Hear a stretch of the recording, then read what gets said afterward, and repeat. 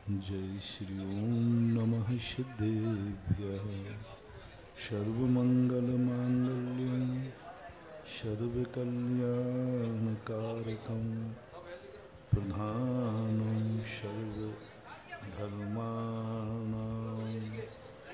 जयं जयतु शासनं जयं जयतु शासनं। पंच परमेष्टि भगवान की जय हो। आचार्य श्री गुरुवर कुंद कुंद महाराज की जय हो। आचार्य श्री गुरुवर विद्यासागर महाराज की जय हो। बोली परम पूज्य जगत पूज्य निर्यापक श्रवण मुनि पुंगव श्री सुधासागर जी महाराज की समस्त आचार्य संघ की। कोई भी कार्य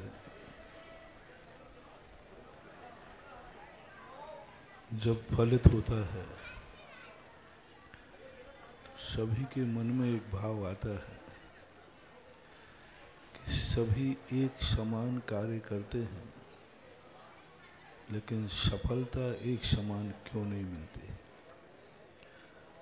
व्यापार करते हैं लेकिन सभी एक समान सफल नहीं हो पाते। सभी भोजन करते हैं एक समान, लेकिन सभी को एक समान ताकत नहीं आती। सभी पढ़ाई करते हैं लेकिन सभी के एक समान नंबर नहीं आ पाते। सभी त्यागी व्रतों का पालन करते हैं, लेकिन सभी त्यागी वृत्ति एक समान फल नहीं पा पाते। मुनि महाराज सभी बनते हैं, लेकिन सभी मुनिराज एक समान फल नहीं पा पाते। पांचों पांडव एक साथ दीक्षा ली, एक साथ ध्यान में बैठे, एक साथ उपसर्ग सहन किया, लेकिन पांचों पांडवों की एक समान गति नहीं हुई। 3 मोक्ष चले गए, 2 संसार में रुके। एक परिवार में सभी लोग रहते हैं, लेकिन सभी के परिणाम एक समान नहीं होते। सभी की किस्मत एक समान नहीं होती। सभी परिवार के लोग मर करके एक ही गति में नहीं जाते। एक परिवार में रहने वाले लोग जिंदगी भर साथ रहते हैं। एक स्वर्ग चला जाता है, एक नरक चला जाता है, एक मोक्ष चला जाता है। रावण पिता था, नरक चला गया, बेटा मोक्ष चला गया। पति नरक चला गया, पत्नी स्वर्ग चली गई, सुलोचना राजा श्रेणिक। जिंदगी भर दोनों साथ रहे, लेकिन जब मरण हुआ तो एक को नरक मिला और एक को स्वर्ग मिला। आखिर ये सब परिवर्तन हीनादे क्यों होता है? कौन करता है? कोई पक्षपाती जीव बैठा है क्या जो ये पक्षपात करता रहता है? कौन ये अमीर गरीब बनाता है? कौन एक को इतना दे देगा, इतना दे देगा कि उसको एडजस्ट करना में भी पसीना आ जाता है। इतना दे देगा कि भारत के बैंक कम पड़ जाएं, स्विट्जर बैंक के खातों में जमा करना पड़ता है। इतना दे देता है कि उसे अपनी पीक दान भी सोने की बनवा लेता है। और एक व्यक्ति इतना तंग होता है कि उसको खर्चा भी निकालना मुश्किल होता है, उसको जीवन चलाना मुश्किल हो जाता है। उसके जीवन में खाने के लाले पड़ जाते हैं। एक के पास इतनी हवेलियां हैं कि कोई रहने वाला नहीं है, और एक बेचारा रहने के लिए फुटपाथ पे पड़ा है, छाया तक नहीं। इस संसार की एक विचित्रता है। मैंने जग की अशब तस्वीर देखी, एक हंसता, एक साथ एक क्लास में पढ़ने वाला विद्यार्थी एक कलेक्टर बनता है, एक वहीं क्लर्क बन जाता है। ये सारे की सारी स्थितियों के संबंध में हमें आश्चर्य करने की अपेक्षा विचार करना चाहिए, और विचार करने पर ये रहस्य खुल जाता है। आपने देखा कि एक किसान उसी खेत में, खेत वही है, लेकिन बीज यदि खोटा होता है तो खेत अच्छी फसल नहीं दे पाता। कई बार बीज चोखा होता है लेकिन खेत खोटा होता है तो वो बीज अच्छी तरह नहीं फल पाता। कई बार बीज भी चोखा है, खेत भी चोखा है, लेकिन जिस समय बोना चाहिए था उस समय नहीं बो पाया। कितनी बड़ी पैथी है। हम तुम्हें धार्मिक भाषा को आपके अनुभव से समझाता हूं। अभी बताऊंगा यही बात हमारे सिद्धांत में। किसान देखो, खेत वही है, बीज भी वही है, मात्र थोड़ा समय चूक गया। 15 दिन पहले बो दिया या 15 दिन बाद बो दिया, क्या फर्क पड़ता है? कभी बो दो ना। 15 दिन पहले बोया तो क्या फर्क, बोया तो है। 15 दिन बाद बोया तो क्या फर्क पड़ता, बोया तो है। लेकिन आपको मालूम है कि समय पर न बोने से वह अच्छा बीज भी, अच्छा खेत भी अच्छी फसल नहीं दे पाता। किसान कहता है मैं समय चूक गया।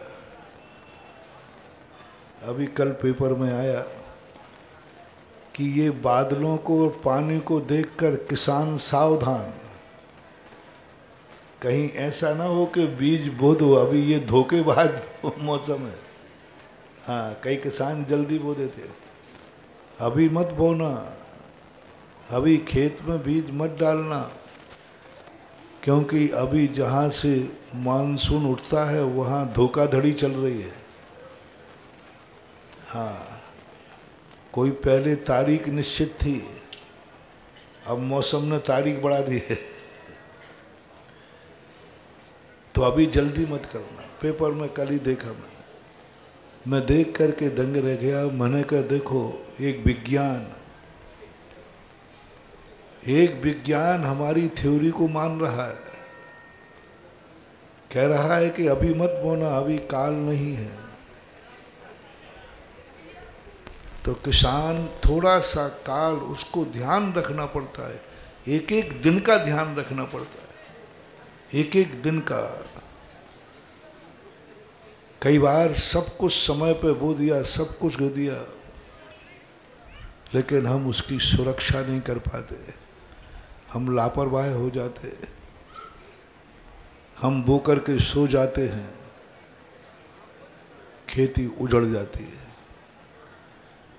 कई बार खेती फल जाती है, फसल आ जाती है, सब कुछ आ जाती है, लेकिन जो कुछ अनाज हमारे पास आया वो हम खा नहीं पाते, कर्जे में चला जाता है, अथवा कोई व्यसन हो तो व्यसन में सब कुछ खत्म हो जाता है। तो किसी भी कार्य को संपादन करने के लिए हमें 5 बातों का ध्यान रखना है। ये तो लोक व्यवहार का उदाहरण हमने दिया। सैद्धांतिक भाषा में कहते हैं द्रव्य, क्षेत्र, काल, भव और भाव। पहला देखो, किसी कार्य करते समय द्रव्य क्या है, जिसमें कार्य होना है और जिससे कार्य होना है, वो क्या है, वो क्या चीज है।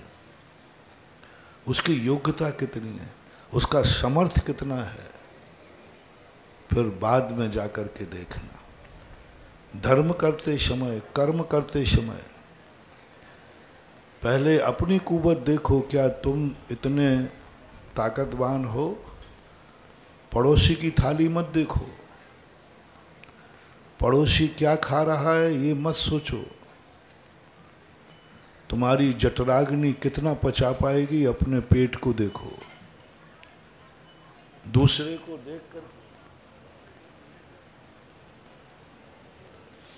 दूसरे को देख के निर्णय करोगे, भोजन से सुख नहीं दुख पाओगे।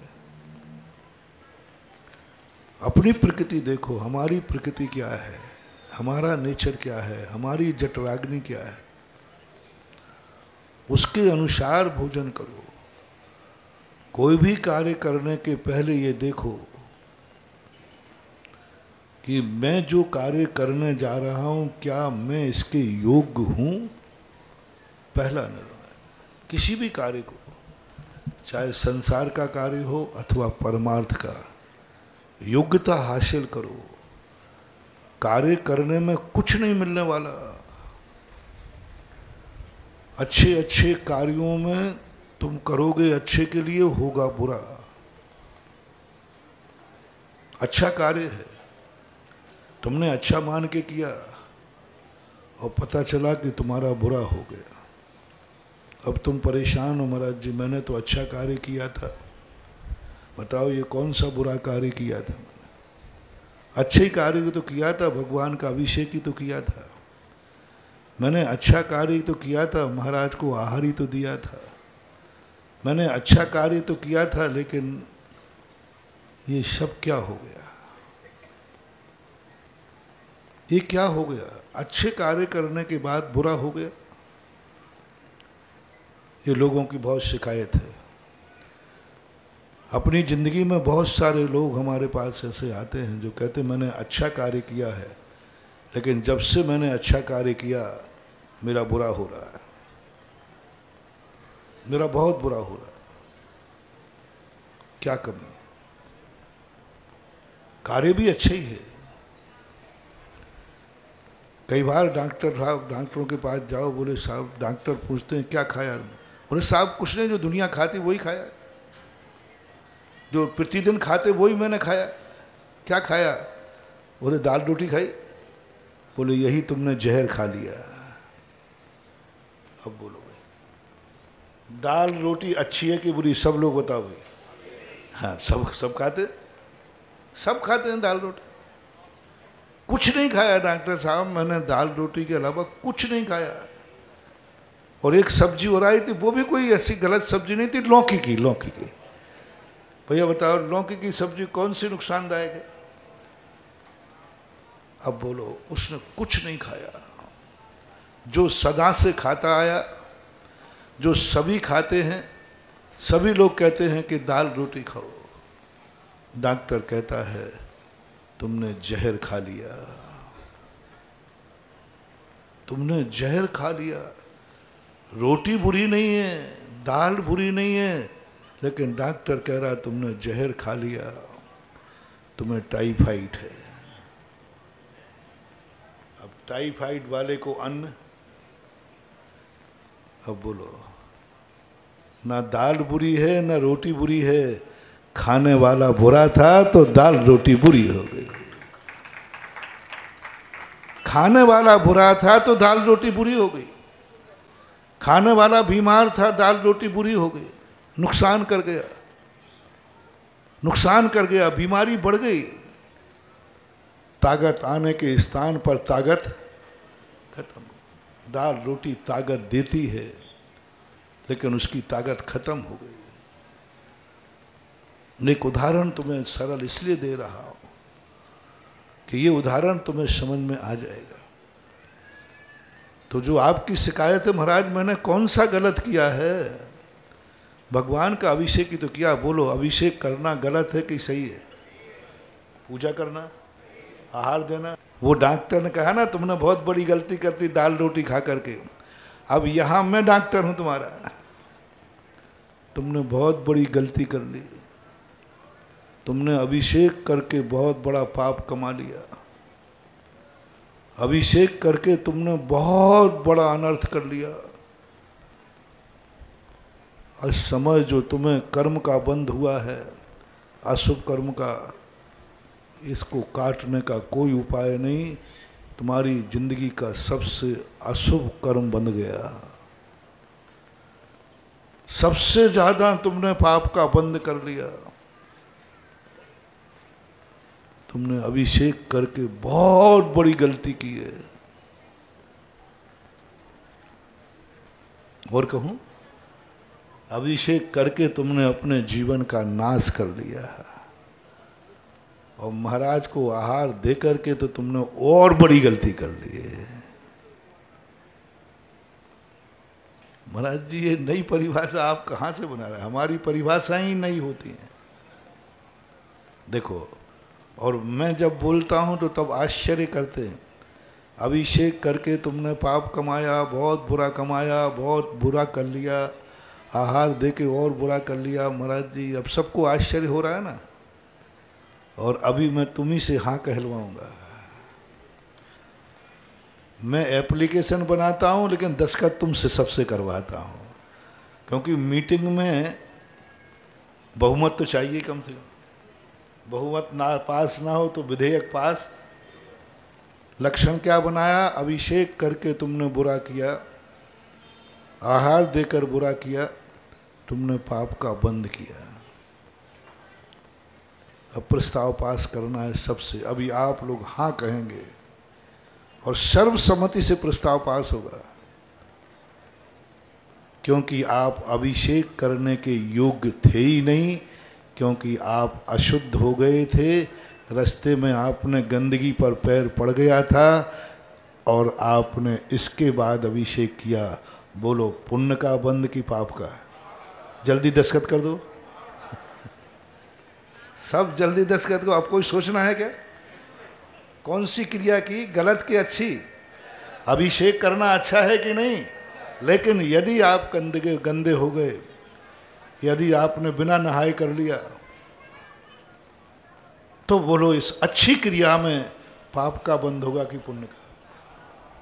तुमने गलती की है अभिषेक करके, क्योंकि तुम अभिषेक के योग्य थे ही नहीं। ये बोलते हैं द्रव्य दृष्टि।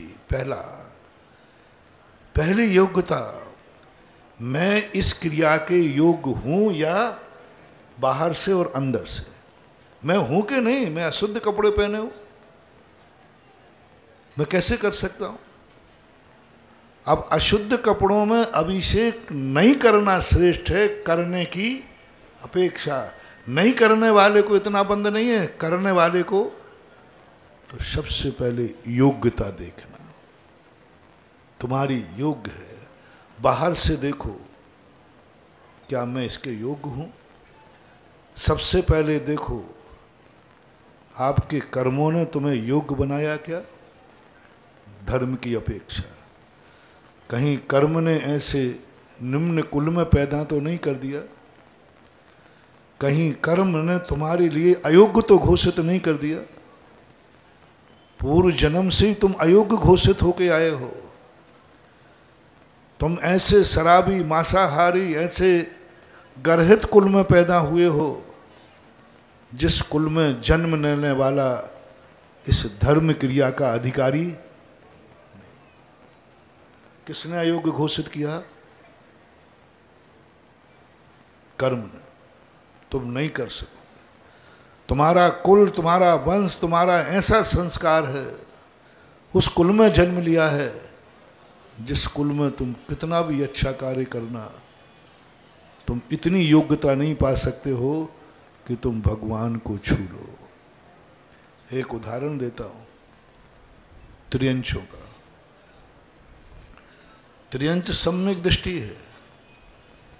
त्रियंच पंचम गुण स्थान वर्ती है। सर्वज्ञ भगवान ने घोषित कर दिया कि ये जो पशु है, ये गाय है, हाथी है, ये कुत्ता बिल्ली है, ये पंचम गुण स्थान वर्ती है। आगम से, साथ से केवल भगवान ने कह दिया। पंचम गुण स्थान वृत्ति होकर के भी उसके कर्म ने ऐसे जाति में पैदा किया कि वो महाराज के चौके में नहीं आ सकता, वो मंदिर के अंदर नहीं आ सकता। वृत्ति है, क्योंकि द्रव्य की अयोग्यता है। तो जब कभी तुम्हें कर्म अयोग्य घोषित कर दे, कर्म तुम्हें ऐसे कुल में पैदा कर दे जो गरहित कुल है, जो गरहा का कुल है, वहां ऐसी आजीविकाएं होती है, तुम वहां सम्यक दृष्टि बन सकते हो। धर्म के दो रूप लेना, एक भावात्मक धर्म और एक द्रव्यात्मक धर्म। चांडाल इतना महान हो गया कि देवताओं ने जय जयकार की। जैन धर्म की विशेषता देखना, देवताओं ने जय जयकार की, कमल बिछा दिए देवताओं ने। इतना धर्मात्मा था, इतना धर्मात्मा होकर के भी उसको द्रव्य की अपेक्षा आहार देने की छूट नहीं, भगवान के अभिषेक करने की छूट है। धर्मात्मा इतना है कि देवता जय जयकार कर रहे हैं, देवता उसको कमल बिछा रहे हैं। इतना बड़ा अतिशय हुआ कि समुद्र में फेंकने के बाद भी वह डूब के मरा नहीं और कमल बिछ गए। इतना बड़ा सम्यक दृष्टि होकर के भी अयोग्य घोषित कर दिया, तुम आहार नहीं दे सकते, तुम अभिषेक नहीं कर सकते, तुम मुनि नहीं बन सकते, तुम इस प्रकार की परिणति नहीं कर सकते, अयोग्य घोषित कर दिया। अब यदि वो चेष्टा करता है तो अच्छा कार्य करते समय भी उसको अशुभ का बंध होगा। तो पहले आप अपने जिंदगी में सबसे पहले सोचना, किसी भी अच्छे कार्य करते समय क्या मेरे कार्य करने के योग्य बनाया है? नहीं बनाया है तो आप अनधिकृत चेष्टा न करें, जबरदस्ती एन कैन प्रकार कार्य करने का कार्य न करें। आपको नहीं करने में ज्यादा फायदा है करने की अपेक्षा।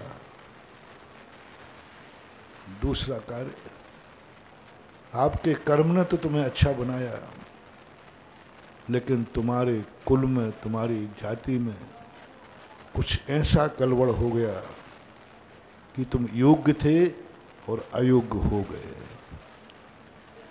क्योंकि जिनके बीच में तुम जन्मे हो, जिनके बीच में रहते हो, उन्होंने कुछ ऐसा कार्य कर लिया जो आगम विरुद्ध है, धर्म विरुद्ध है, समाज विरुद्ध है, परिवार विरुद्ध है, जो एक मर्यादा के खिलाफ है। अयोग्य नहीं थे, आपकी भूल से, आपके चूक के, आपके परिवार से किसी ने किया, पूरा परिवार अयोग्य घोषित हो गया। आप धर्म करें, माला फेरें, जाप करें, स्वाध्याय करें, लेकिन आप अभिषेक नहीं कर सकते, आप आहार नहीं दे सकते, आप मुनि पद भी धारण नहीं कर सकते, क्योंकि आपके कुल में किसी ने एक ऐसा व्यवहारिक से हट कर के कार्य कर लिया। जिन घरों में ऐसी घटनाएं घट जाती हैं, विधर्मी, विजाति, वैधव्यपूर्ण, उनको मैं कहना चाहता हूँ वो अयोग्य घोषित हो चुके हैं। अब उनका धर्म है कि वो जिन कार्यों को गुरु निषेध करे, जिनवाणी निषेध करे, उसको एन कैन प्रकार करने का भाव मत करो, अन्यथा जो दुर्घटना घटी है ये जन्म जन्मांतरों तक और घटती रहेगी। बोलो, तुम्हारे घर में कोई भी यदि बच्चे बच्ची ने कोई विधर्मी संबंध किया, आपको फर्स्ट हैंड सुनते ही कैसा लगा? अच्छा या बुरा? आपसे पूछो, आप माता पिता है, सुनते ही आपको कैसा लगा? महाराज जी अब मत पूछो कैसा लगा, करंट का कष्ट तो कम होता है। तो तुम्हारे उस झटके ने क्या बता दिया कि कुछ गलत हो रहा है। तुम्हारे उस झटके ने बता दिया कुछ गलत हो रहा है, किसी से पूछने की जरूरत ही नहीं, तुम्हारी आत्मा गवा देती। यदि अच्छा होता तो तुम्हें खुशी होती, अच्छा बेटा ये किया, बहुत अच्छा, जो मैं करना चाह रहा था तूने तो एक कदम। जब बेटा को इतना अच्छा कार्य करे तुम ना कर पाओ तो तुम्हें सुनकर के बहुत खुशी होती है। लेकिन आज तुम्हें सुनकर के क्या लगा, पहले दिन आपने सुना ऐसा कर लिया बेटा बिटिया ने, तो उस दिन तुम्हारी हालत क्या थी? ढंग से रोटी खाई थी, ढंग से नींद ली थी, आंखें कैसी थी? कोस रहे थे। ये सबसे बड़ा फैसला है, सबसे बड़ा निर्णय है, किसी की भी मानने की जरूरत नहीं। तुम्हारे कुल में, तुम्हारे परिवार ने, तुमने खुद, पहले तो परिवार कर, तुम्हारे परिवार ने क्या किया क्या नहीं किया इसकी समीक्षा मैं नहीं कर रहा हूं। तुम्हारे परिवार ने कुछ किया, पहले सुनते ही आपको कैसा लगा, बस। मैं भगवान को नहीं ला रहा हूं बीच में, मैं भी नहीं आ रहा हूं बीच में। तुम्हें पहले ही सुनते तुम्हारे बेटा बिटिया ने, भाई ने कुछ किया और तुम्हें पता चला तो कैसा लगा,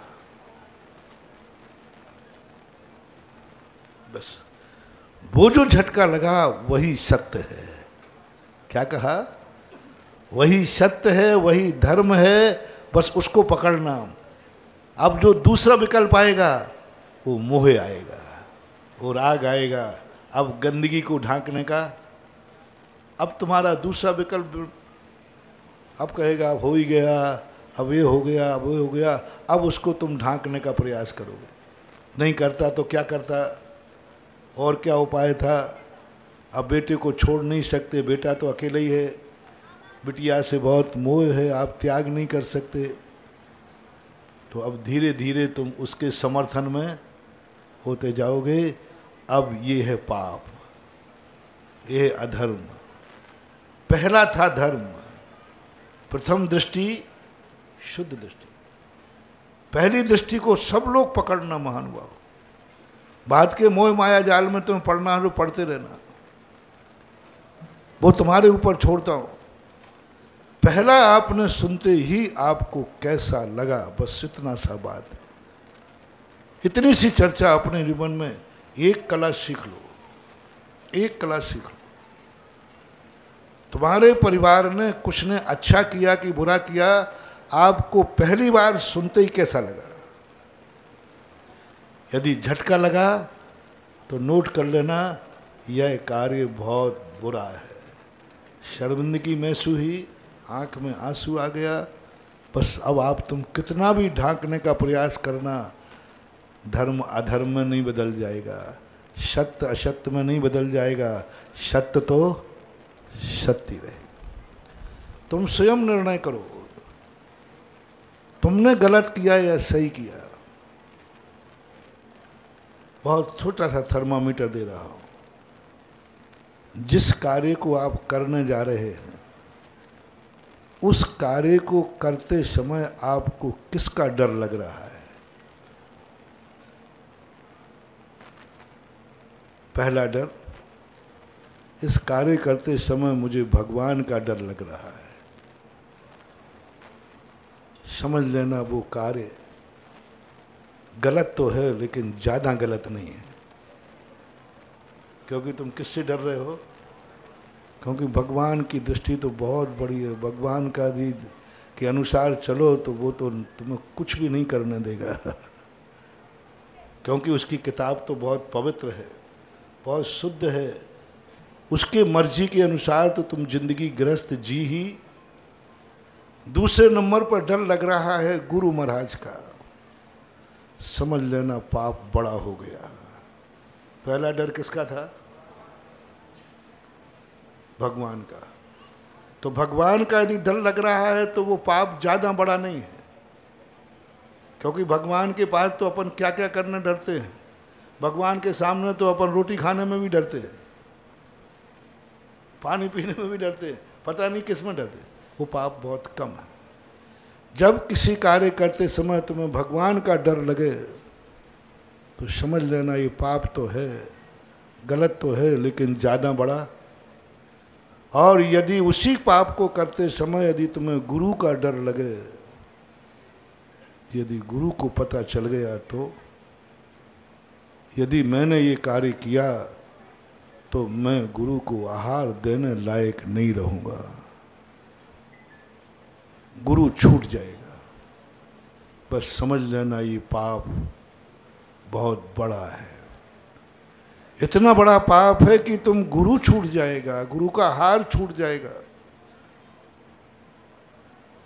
भगवान की पूजा छूट जाएगी, अभिषेक छूट जाएगा, इतना ही होगा ना, वहां ज्यादा खतरा नहीं है। लेकिन महाराज गुरु छूट जाएंगे, फिर मेरे घर में गुरु नहीं आएंगे, मैं गुरु को आहार नहीं दे सकता, मैं गुरु का कमंडल नहीं पकड़ सकता, मैं गुरु को नहीं छू सकता। महानुभाव सावधान हो जाओ, आप ग्रस्त हैं, कुछ भी करना पड़े, कुछ भी करना पड़े, ऐसा पाप मत करना जिसको करने के बाद गुरु का डर लगे।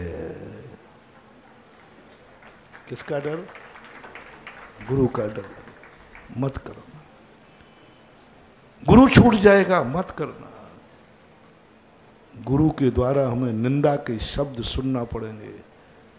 2 दिन पहले मैंने जबलपुर में कहीं कहा था, अपनी जिंदगी में एक ही प्रयास करना, गुरु का हाथ आशीर्वाद के लिए होता है, गुरु का वचन आशीष के लिए होता है, गुरु के वचन मुख चंद्र थे अमृत झरे, गुरु सदा जगत का कल्याण करने का भाव करता है, सब सुखी हो।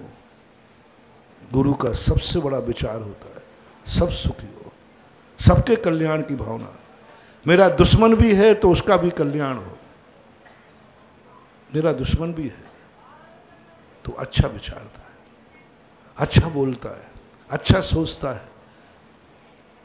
लेकिन कहीं ऐसा ना हो जाए कि तुमने कोई ऐसा कार्य किया और गुरु को कहना पड़े तू पापी है। दुश्मन कितने भी पापी कह दे, कोई डरना नहीं, कुछ भी नहीं बिगड़ा तुम्हारा।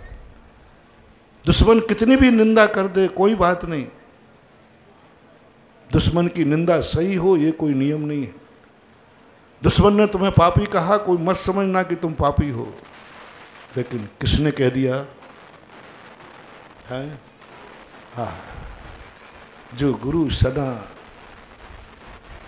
सदा अच्छे शब्द बोलता है, आज उसको कहना पड़ा तू पापी है, निंदनीय है, हट जा मेरे सामने से, तू मुझे नहीं छू सकता। महानुभाव, बहुत करुणा दया करके कह रहा हूं, कैसी भी परिस्थिति आ जाए ऐसा कोई पाप मत करना कि गुरु के दरवाजे बंद हो जाए। भगवान का दरवाजा बंद हो जाएगा, कभी गुरु खुलवा देंगे, लेकिन गुरु का दरवाजा बंद हो जाएगा, सारे जगत के दरवाजे बंद हो जाएंगे। भगवान का दरवाजा बंद हो जाएगा, गुरु खुलवा देंगे,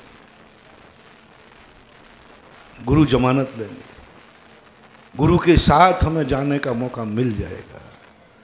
गुरु वो शक्ति है जो भगवान और भक्त की कड़ी को जोड़ते हैं। गुरु की जिंदगी में जरूरत क्यों पड़ी? सीधा भगवान और भक्त का संबंध होना चाहिए? नहीं, गुरु वो कड़ी है जो भक्त और भगवान को जोड़ते हैं। भक्त भगवान में कंप्रोमाइज करते हैं, भक्त और भगवान के बीच की नाराजगी दूर करते हैं, भक्त और भगवान के बीच की जमानत लेते हैं। जब तुम कुछ ऐसा कर बैठते हो तो भगवान का दरवाजा बंद होता है, गुरु बीच में खड़े होकर कहते हैं भगवान भगवान। आप लोग करते हैं, अदालत में क्या होता है? अपराध किया है, गलती की है, कोई तुम्हारा रिश्तेदार, तुम्हारा हितैषी खड़ा होकर कहता है साहब गलती तो हुई है, लेकिन आगे के लिए मैं इसकी जमानत लेता हूँ। जमानतें होती ना, जो हो गया वो तो हो गया, लेकिन आगे नहीं होगा ये मैं जमानत लेता हूँ। इसको जमानत बोलते। और उस जमानत के बल पर कोर्ट तुम्हें बरी कर देता है, अपराधी होकर के भी। आप अपराधी हैं लेकिन कोर्ट ने बरी कर दिया जमानत पे। कितने अपराधी जमानत पे बरी होते? बहुत सारे।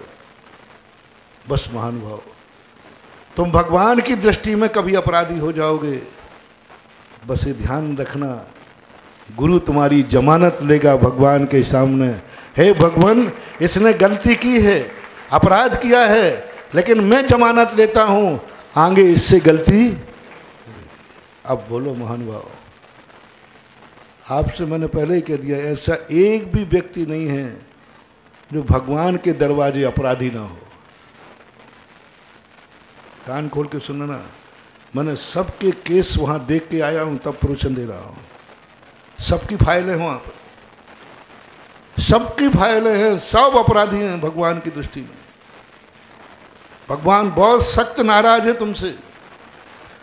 और इस कलयुग में पंचम काल के जीवों से तो भगवान इतना नाराज है, किसी भी दर्शन का भगवान आज इस पृथ्वी पर जन्म नहीं लेना चाहता, कोई अवतार नहीं लेना चाहता। बोले क्या करूं? मैंने कई बार कहा, भगवान आप क्यों नहीं जन्म लेते? बोले क्या करूं, पापियों से भरी है। एक रावण से निपटने के लिए मुझे कितनी मकसद करना पड़ी थी। एक रावण, यहां तो घर घर रावण, घर घर लंका, इतने राम कहां से लाऊं? घर घर कंसा, घर घर मथुरा, इतने श्याम कहां से लाऊं? रामचंद्र जी कहते हैं, एक रावण से निपटने में आफत हो गई थी, यहां तो घर घर रावण है, मैं नहीं आ सकता। एक कंस से निपटने के लिए श्री कृष्ण को क्या करना पड़ा? यहां तो घर घर कंसा, घर घर मथुरा, इतने श्याम कहां से? आज कोई भगवान अवतार नहीं लेना चाहता, क्योंकि भगवान की दृष्टि में हर व्यक्ति अपराधी है, हर आंगन अपराधी है। जो कुछ भी इस दुनिया में है, हर कणकर, हवाएं अपराधी हैं, क्षेत्र अपराधी है, व्यक्ति अपराधी है, भक्त अपराधी है, सब अपराधों से दुनिया भर चुकी है। इसलिए भगवान की दृष्टि से जब मैंने आप लोगों को देखा, तो आप हर व्यक्ति भगवान की नज़र में अपराधी है। मुझे भी शामिल कर लेना। सबकी फाइलें देख ली मैंने, सबकी फाइलें हैं, सब पर कोर्ट केस है, सब अपराधी हैं।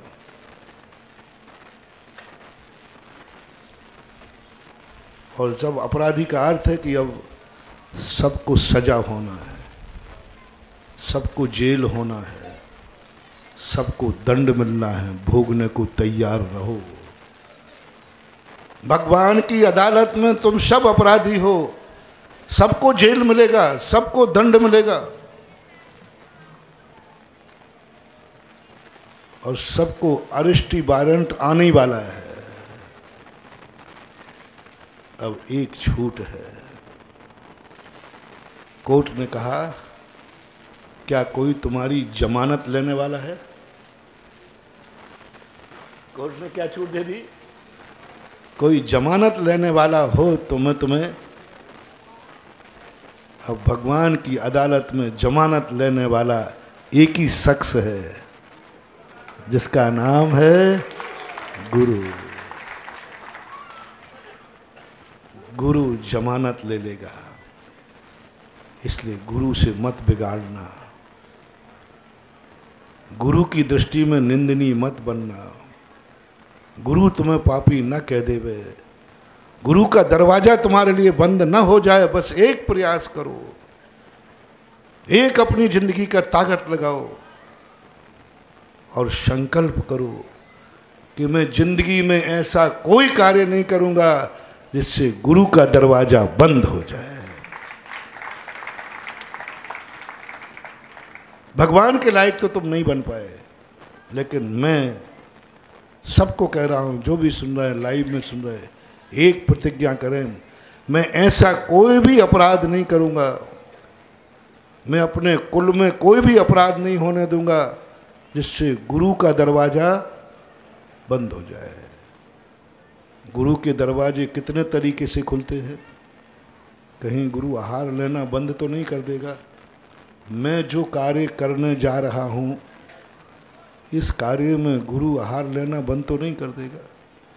भगवान का अभिषेक बंद तो नहीं हो जाएगा।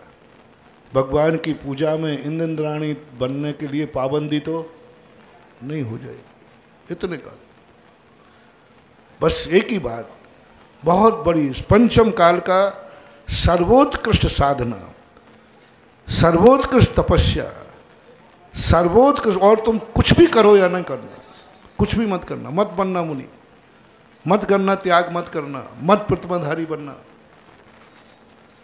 मत बड़े बड़े दान देना, मत बड़े बड़े उपवास करना। ये सब के लिए मैं तुम्हें बरी करता हूँ। दान नहीं देना, मत देना।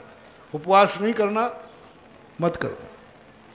कुछ नहीं करना, मात इतना सा करना, मैं ऐसा कोई कृत्य नहीं करूंगा जिससे गुरु का दरवाजा बंद हो जाए बस। और तुमने इतना कर लिया तो भगवान के बाद तुम्हारी जो अपराध की फाइल है उस पर जमानत मैं लूंगा। बहुत रिस्क उठा रहा हूं, विश्वास दिलाओ मेरी जमानत सलामत रहेगी कि जमानत भी जब्त हो जाएगी। कई बार जब्त हो जाती है, ऐसा भी सुना है मैंने। अब बोलो, जमानत जब्त होने का अर्थ क्या है? जिसने तुम्हारे ऊपर उपकार किया था वही बेचारा अपराध की कोटि में आ गया, उसकी जमानत जब्त हो गई। पहला प्रसंग, पहला नियम, पहला मोटिवेशन, पहला संकल्प, आज सब लें शांतिनाथ भगवान के निर्माण महोत्सव पर, शांति धारा दिवस पर और पयोदय तीर्थ क्षेत्र भेड़ा घाट पर। इस क्षेत्र का नाम क्या रखा? पयोदय तीर्थ क्षेत्र। जल की तरंगों ने जहां एनर्जी पैदा की, जल की तरंगें जहां एनर्जी पैदा करती हैं, जल की तरंगों ने इस किनारे की पृथ्वी की चट्टानों को एनर्जिस्ट बना दिया। जल ने, मात नर्मदा का तट एक ऐसा तट है जिसके किनारे एनर्जी से भरे, जिसके किनारे अध्यात्म शक्ति से भरे हैं, जिसके किनारों को किसी महान आत्मा ने अपनी साधना के लिए चुना है, जिस किनारे के लिए कल मैंने कहा था ऐसे पापी कुल में, ऐसे पापी पिता की कूख में जन्म लेने वाले ने देखा कि मुझे तो बाप से कोई संस्कार ही नहीं मिला, मेरी जिंदगी का क्या होगा। उसने एक चुना कि नर्मदा का किनारा मिल जाएगा तो जो संस्कार हमें कुल से नहीं मिले वो नर्मदा से मिल जाएंगे। मात भारत की एक नदी है, मात भारत की एक नदी है जिसके जल ने किनारों को इतना एनर्जिस्ट किया, इतना ताकतवान किया कि लोगों ने यहाँ मुक्ति प्राप्त कर ली। भारत की एक भी बड़ी नदी नहीं है, गंगा स्वयं पवित्र है, लेकिन वो किनारों को पवित्र नहीं कर पाई, किनारों में वो एनर्जी पैदा नहीं कर पाई जहाँ से कोई मोक्ष चला जाता है। एक भी व्यक्ति ने गंगा से मोक्ष की प्राप्ति नहीं की, जमुना से एक नदी नहीं, कोई नदी भारत की एक कोई दूसरी नदी बताओ, बड़ी छोटी मोटी नदी नहीं, चेलना नदी आदि ये तो सब कर, बड़ी नदी बताओ जिस किनारे किसी को मोक्ष हुआ हो, कोई नदी। क्योंकि उस जल में किनारों में ताकत देने की ताकत नहीं। और नर्मदा नदी, 2 चक्री 10 काम कुमार, कहाँ से? सिद्धवरकूट, 2 चक्री और 10 काम कुमार। बड़वानी में कुंभकर्ण और इंद्रजीत, इन 2 को मोक्ष प्राप्त। और आदि कुमार इंद्रजीत से अलग था। आदि कुमार रावण का पुत्र, प्रथम पुत्र, इंद्रजीत से बड़ा था, जो बहुत छोटी अवस्था में दीक्षित हो गया। इसलिए राजगद्दी पर राजकुमार तो इंद्रजीत बने। तो सारी दुनिया क्या मानती है कि रावण का प्रथम पुत्र कौन था? इंद्रजीत। लेकिन इंद्रजीत नहीं था, आदि कुमार थे। और आदि कुमार चूंकि बाल अवस्था में ही दीक्षित होकर के इसी रेवा नदी के तट से मोक्ष को प्राप्त हुए। यानी जिस जल में नदी के किनारों को पवित्र करने की, किनारों को एनर्जिस्ट करने की, इतने एनर्जी करने की हो कि जहाँ लोग बैठ करके अपने जन्म जन्म के कर्मों को काट करके आत्मा को निरंजन बना लें, भारत की एकमात्र नदी है। इस पानी की विशेषता को देखकर, इस पानी की असाधारण शक्ति को देखकर, इस पानी में इतनी शक्ति के किनारों को इतना पावन बना दिया, इसलिए इस क्षेत्र का नाम मैंने कल पयोदय तीर्थ क्षेत्र घोषित किया। यानी जल से उत्पन्न हुई शक्तियां, जल से उत्पन्न हुए तीर्थ, सारे तीर्थ बने हुए पूरे जल में। और कल मैंने कहा था वर्तमान के जो सर्वश्रेष्ठ गुरु हैं आचार्य विद्यासागर महाराज को कौन सी नदी प्यारी है? सबसे ज्यादा है अमरकंटक से लेकर के। तो ये जो पयोदय तीर्थ क्षेत्र है, और आज जिन्होंने शांति धारा की, मैंने कल ही बताया था, ऊपर से प्रभु के अंदर का जल शांति धारा से एनर्जिस्ट होके गिरेगा और नीचे से नर्मदा का जल एनर्जिस्ट है। फिर क्या होगा वो तो तुम देखोगे और हम जानेंगे। आज जिन्होंने शांति धारा की, तो ऐसी शक्तियां बहुत कम प्राप्त होती है, कम वो योग्यताएं प्राप्त होती है। तो अपने जीवन में महानुभाव एक बात ध्यान रख लो, अपराधी तो तुम हो, लेकिन गुरु की दृष्टि में जब भी तुम्हें कोई कृत्य करते समय ये भाव आए कि इसमें गुरु का दरवाजा बंद, बस वो पाप नहीं करना, वो गलती मत करना। और यदि तुमसे ये गलती हो जाए तो कम से कम गुरु को इतना विश्वास दिला देना, गुरु महाराज मेरा केस प्रभु की अदालत में है और वहाँ दूसरे की जमानत चलती ही भगवान एक ही जमानत मानेंगे। तुम किसी सेठ की लाओगे, तुम धन दौलत की दोगे, मकान जायदाद की दोगे, यहाँ कोई जमानत चलने वाली, बस एक ही जमानत होती है भगवान के दरबार में। तुम्हारा कोई गुरु हो तो वो जमानत ले तो मैं तुम्हें छोड़ सकता हूँ, मैं तुम्हें फिर अभिषेक की छूट दे सकता हूँ, मैं तुम्हें भगवान को छूने की छूट दे सकता हूँ, मैं तुम्हें सब धर्म क्रियाओं की छूट दे सकता हूँ। क्या तुम्हारा कोई गुरु है? क्या वो गुरु तुम्हारी जमानत ले लेगा?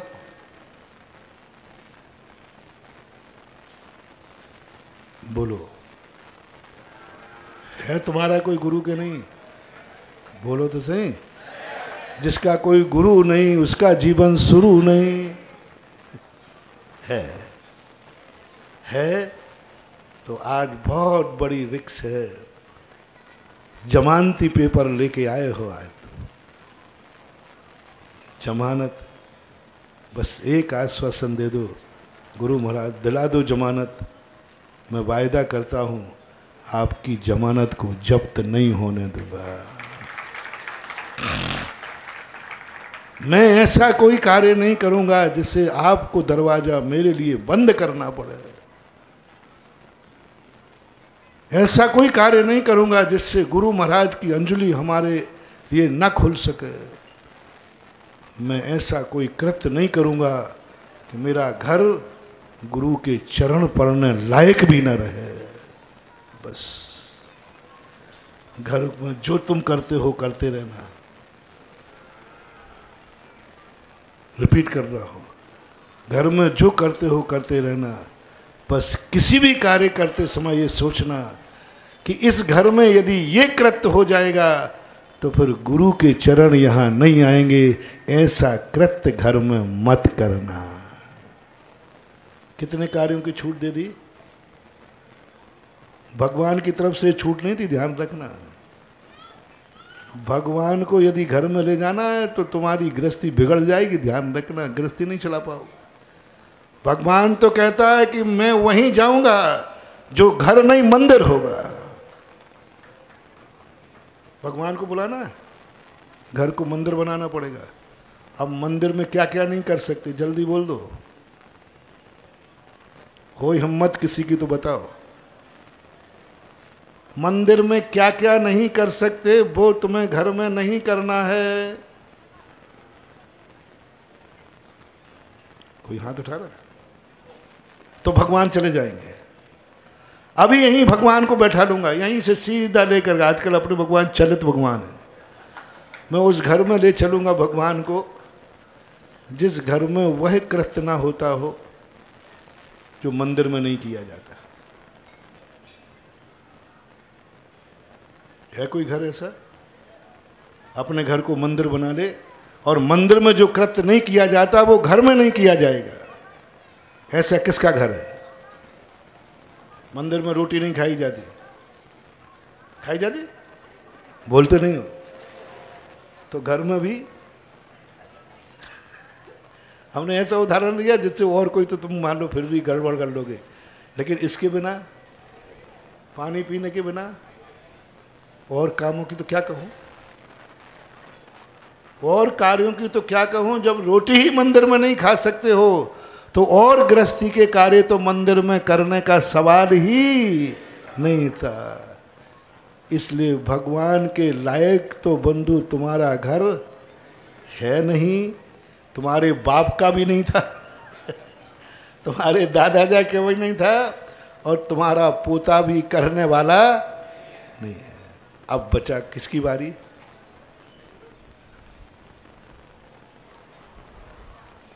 बोलो। हमारे लिए गुरु महाराज उस घर में जाते हैं कि नहीं जहां भोजन होता है? गुरु महाराज के द्वारा तुम्हारा गुरु महाराज तुम्हारे घर में जाता है। एक भी गृहस्थ कार्य नहीं है जिसकी तुम्हें पाबंदी हो। गृहस्थ अपने सब कार्य कर सकता है जो गृहस्थी के लिए योग्य है। क्या कहा? जो गृहस्थी के योग्य हैं वो सब कार्य घर में कर सकता है। उसके बावजूद भी मुनिराज आहार लेने चले जाते हैं कि नहीं हैं? बस बस प्रतिज्ञा करो कि गुरु के चरण ही मेरे घर में पड़ सकते, भगवान के तो नहीं। भगवान के तो पढ़ नहीं सकते, मात्र गुरु के पढ़ सकते हैं। कहीं ऐसा कृत्य उस घर में ना हो जाए कि गुरु भी नकार दें कि इस घर में मैं भी नहीं आ सकता। बस इतने से अपने आप के घर को बचा लेना, अपने घर को इतना बचा लेना, कहीं ऐसा ना हो कि घर में गुरु के चरण पढ़ना भी बंद हो जाए। इतना जरूर करना। बस जो कुछ भी करो अपने परिवार में मीटिंग करना, बेटा इस घर में वो मत करना कि गुरु को पता चल जाए तो गुरु भी आना बंद। अपने घर को इतना पावन बना के रखना कि कभी गुरुराज आना चाहें तो वो झिझक तुम्हारे दरवाजे गुरु आ जाए, बस आ जाए। गर्व से कहो गुरु महाराज मेरा घर भगवान के लायक तो नहीं है लेकिन आपके लायक जरूर है। ये घर का योग्यता, घर का द्रव्य, घर की शक्ति। दूसरा, जो कुछ भी तुम्हारे पास है, कमाने का धन, भोजन, ऐसा भोजन जो कम से कम उसमें से गुरु ले सके। ऐसा भोजन मत करना, ऐसा भोजन मत बनाना कि गुरु कहें जिस रसोई में ऐसा भोजन बनता हो उस घर में मैं नहीं जा सकता। ऐसा भोजन, मांसाहार, ऐसा अवक्ष जिस घर में बनता हो महाराज को पता चल जाए तो कहें भाई इस घर में तो नहीं जाऊंगा, क्योंकि इस घर में रसोई में ऐसा गंदा भोजन बनता है, सब तरफ से ऐसी अपनी जिंदगी को करना, गुरु के लायक बना। ये है आपका पंचम काल में भी इतना तुमने कर लिया तो तुम्हारा गुरु तुम्हें भगवान के दरवाजे जमानत दिला करके तुम्हें भगवान के पास पहुंचा देगा। जमानत मेरी होगी, पर जब्त मत होने देना। तीसरा, द्रव्य की योग्यता। आप कोई पाप करते समय कहीं माँ बाप का डर तो नहीं लग रहा है करते समय? तीसरा, जघन्यतम पाप। माँ बाप का डर तो नहीं लग रहा कि मैं जो करने जा रहा हूं माँ बाप को पता चलेगा तो उनको सहन नहीं होगा, उनकी इज्जत धूल में मिल जाएगी, वो रो पड़ेंगे। बस जो भी तुम पाप करते हो, मैं कोई परिभाषा नहीं पूछ रहा हूँ, ऐसा पाप मत करना जिससे माँ बाप को रोना पड़े, माँ बाप को शर्मिंदा होना पड़े, उनकी इज्जत सब धूल में मिल जाए। ये तीसरा पाप। और अंतिम पाप के संबंध में कह दूं, ऐसा कोई पाप मत करना जो स्वयं को शर्मिंदा होना पड़े और स्वयं की इज्जत धूल में तुम दुनिया में मस्तक उठा के जीने लायक भी न रहो। ये है जघन्यतम पाप, ये है द्रव्य दृष्टि। द्रव्य दृष्टि, योग्यता पहचानो, तुम उसके योग्य हो या। तीसरा, जिसके निमित्त से तुम्हारा कार्य होना है, जिसके निमित्त से होना है, क्या वह तुम्हारे कार्य करने के योग्य है? सभी चीजें योग्य नहीं है। योग्यता देखो, तुम्हें पर मंदिर का दर्शन करना है, मूर्ति की योग्यता देखो, मंत्र की योग्यता देखो, वो योग्यता कितनी है। पंचकल्याण करना है, योग्यता देखो कितनी बड़ी योग्यता है। हर पंचकल्याण एक समान नहीं होता, मैंने पहले प्रारंभ में कहा था। हर व्यक्ति एक अमीर नहीं होता, हर व्यक्ति एक खेत में एक समान फसल नहीं बो पाता, फसल नहीं निकाल पाता। योग्यता, योग्यता कितनी है। मंदिर बनाने से नहीं, सभी मंदिर बनाते हैं, इसने मंदिर कहाँ बनाया? घर में, कॉलोनी में, गांव में, नगर में, तीर्थ क्षेत्र पर, नर्मदा के किनारे। मंदिर एक से ही बना, सब एक से बनते हैं, लेकिन योग्यता, योग्यता क्या है? तुम पंचकल्याणक में इंद्र बने हो, इंद्र सब एक से ही है। पंचकल्याणक प्रतिष्ठा भी एक से ही होगी, कोई अंतर नहीं आएगा। लेकिन तुम किस मंदिर की प्रतिष्ठा के इंद्र बने हो? किस मंदिर की बने हो? एक कॉलोनी के मंदिर की, एक निजी मंदिर की, एक तीर्थ क्षेत्र की, और एक नर्मदा के किनारे, जिन्होंने जो भगवान बनने की शक्ति रखता है, जो किनारा इंसान को भगवान बनाने की शक्ति रखता है, जो संस्कार विहीन को भी संस्कार बना सकता है, जो भारत की ऐसी नदी है जिसे साधुओं ने मोक्ष जाने को चुना है, ऐसी नदी के पंचकल्याणक में इंद्र बनना। जो नदी इतनी बड़ी ताकत हो कि लोगों ने इसे मोक्ष जाने के लिए चुना कि नर्मदा के किनारे जाऊंगा तो जल्दी मोक्ष होगा, मेरे संस्कार विहीन हूं तो भी मैं संस्कार पा जाऊंगा।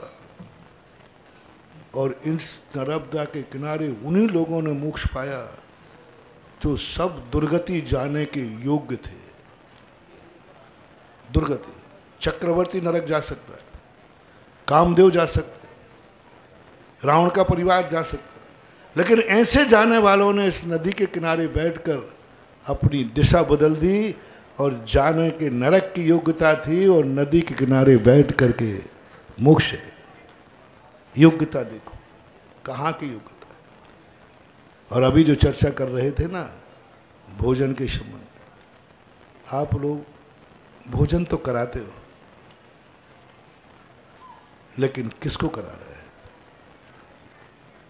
हजारों व्यक्ति, हजारों लोग करते। सवाल भोजन कराने में पुण्य नहीं है, भोजन करने के पहले उसने क्या किया, भोजन करने के बाद क्या करेगा। बोलो, बारात में तुम भोजन कराते हो, भोजन करने के पहले बाराती क्या करते हैं? मुझे पता नहीं, थोड़ा सा शेयर। और महाराज कुछ पूछो मत, धमाल चौकड़ी होती है। और भोजन करने के बाद है धमाल चौकड़ी। और किसी तीर्थ क्षेत्र पर, किसी पंचकल्याणक महोत्सव में आपने यात्रियों को भोजन कराया, पंचकर्णक आने वाले, तो पंचकर्णक में तुम्हारा भोजन करने के पहले उन्होंने क्या किया, और भोजन करने के बाद क्या करेंगे? बस वो है पुण्य। 50-50 लाख, 1-1 करोड़ के भोजन करा देना, लेकिन भगवान के पंच कल्याणक में एक दिन का भोजन कराना, ये महान पुण्य का कारण। ये तुम्हारा बीज है। कई लोग कहते महाराज जी हमारे पास इतना पैसा नहीं कि हम शान से रिसेप्शन कर सके। मैंने कहा कभी तुमने किसी धार्मिक महोत्सव में कभी भाव नहीं किया होगा, कभी गुरु के चतुर्मास में गुरु भक्तों को भोजन नहीं कराया होगा, कभी किसी कार्यक्रम में, महावीर जयंती आदि कार्यक्रम में, पंचकल्याणक आदि में भगवान के भक्तों को भोजन कराने का भाव नहीं आया। कितनी बड़ी बात कि शांतिनाथ भगवान के पंचकल्याणक में जो शांतिनाथ के भक्त आएंगे वो मेरे अतिथि होंगे। यह है इनसे संबंध जोड़ने का तरीका। भगवान के अतिथि किसके बन गए?